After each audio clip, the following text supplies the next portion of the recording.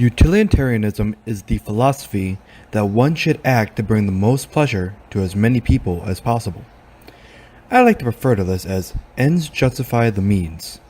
This applies to explain exactly why national leaders and conventions have gathered time and time again throughout history to ban weapons from the battlefields, especially when the battlefield seems to be the epitome of anything goes, to bring the most pleasure to the most people.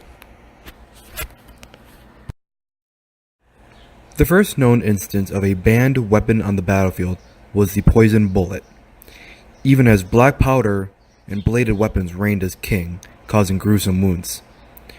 This is because of utilitarianism. In this case, no extra pleasure is brought by using a poison round over a regular round on the person who used it. However, less pleasure overall is brought because of the suffering caused by the poison. Flash forward to the First World War, which saw the Hague Conventions of 1899 and 1907 ban the use of gas underneath the doctrine, which was pulled by articles compiled by the Red Cross, as that anything that causes any unnecessary harm to a soldier is to be banned.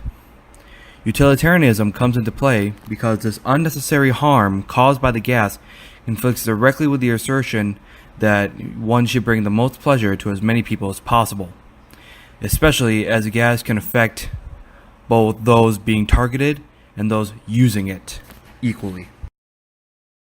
Decades later, utilitarianism expands to protect civilians in the Convention on Certain Conventional Weapons.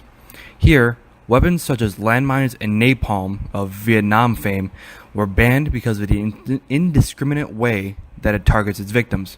Friend and foe alike can be targeted. Here, unnecessary harm to both soldiers and civilians, as outlined by the Geneva Convention, is to be banned. The doctrine of bring the most pleasure to the most people is in direct conflict because of the potential pain brought upon anyone in the vicinity.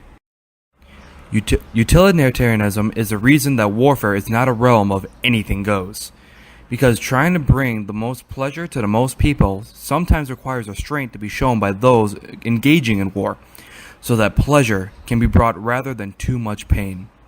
That is why there is a moral line in which certain weapons can or cannot be used in warfare.